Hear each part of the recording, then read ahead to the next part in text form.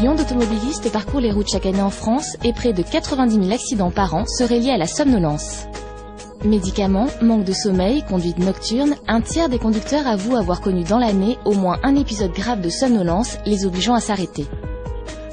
Alors que l'étude du sommeil fait l'objet d'un intérêt récent de la part de la communauté scientifique, des chercheurs travaillent quotidiennement pour améliorer nos performances au volant.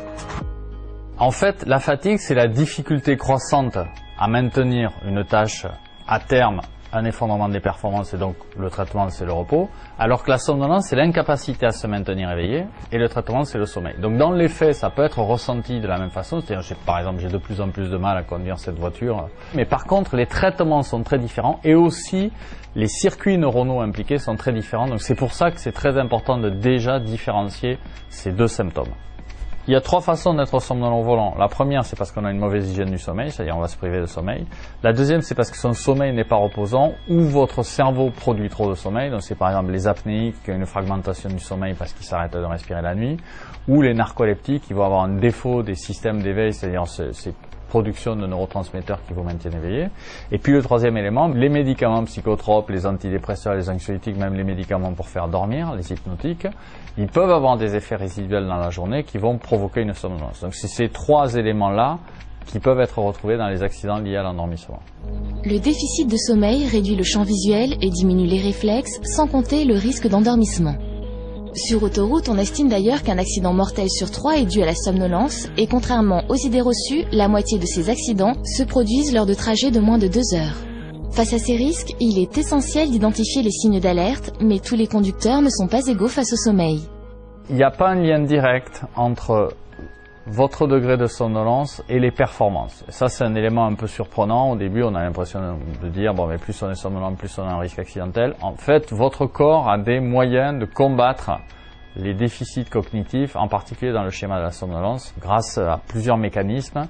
Donc, en fait, on n'est pas tous égaux. Et, bon, par exemple, on sait que les jeunes sont très représentés dans les accidents liés à l'endormissement au volant. Et une des hypothèses qu'on a, c'est que ce n'est pas parce qu'ils s'exposent nécessairement plus, mais c'est aussi parce qu'ils ont des baisses de performance beaucoup plus importantes que les sujets matures.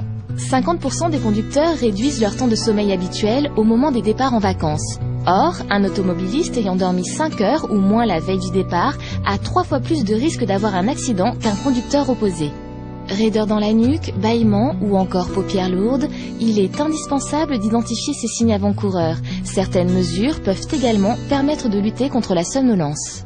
Nous, on a fait plusieurs études. On a démontré en particulier en conduite réelle qu'effectivement le café et la sieste ont un effet très puissant pour restaurer les performances. Pendant un délai assez court, on a testé à peu près 90 minutes.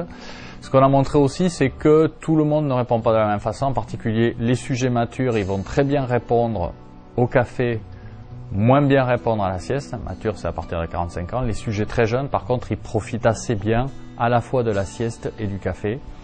Mais il faut savoir que ces deux mesures-là sont très individuelles. C'est-à-dire, il y a des individus qui vont avoir beaucoup de récepteurs à adénosine et qui vont être très sensibles au café. Il y a d'autres individus qui vont être très sensibles à la sieste. Au-delà des conséquences sur la route, toute la population est concernée par la question du sommeil et de son impact majeur sur le fonctionnement de l'organisme. En développant de nombreuses études visant à comprendre les mécanismes physiologiques du sommeil et à repérer ses troubles, l'INSERM et ses partenaires en ont fait une priorité.